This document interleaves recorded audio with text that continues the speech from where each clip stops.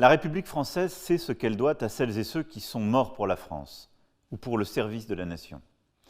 Aux militaires tombés au combat pour la défense de la patrie, aux femmes et aux hommes engagés au quotidien pour notre sécurité et qui sont tués parce qu'ils incarnent la France, la République accorde un statut particulier. Et au nom des vies qu'ils ont sauvées, elle prend sous son aile les vies qu'ils ont données.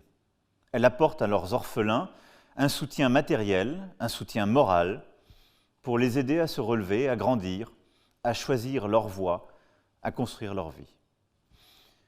Mais il nous manquait jusque-là une organisation similaire pour ceux qui, sans nécessairement être militaires ou policiers, meurent alors qu'ils accomplissent leur mission de service public.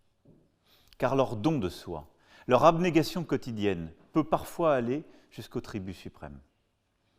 Lorsque des citoyens sont emportés dans une opération de secours, alors qu'ils s'entraînent pour défendre la France, ou parce qu'en pleine pandémie, ils prennent soin de la vie des autres, nous avons le devoir, là aussi, de reconnaître qu'ils ont porté la solidarité jusqu'au sacrifice.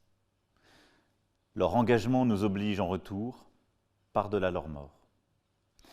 Je souhaite que nous donnions à notre reconnaissance un ancrage solide dans la loi, que l'on accorde aux agents publics décédés dans des circonstances exceptionnelles au service du bien commun un statut spécifique, celui de mort pour le service de la République, qui permette à leurs fils, à leurs filles, de devenir des pupilles de la République.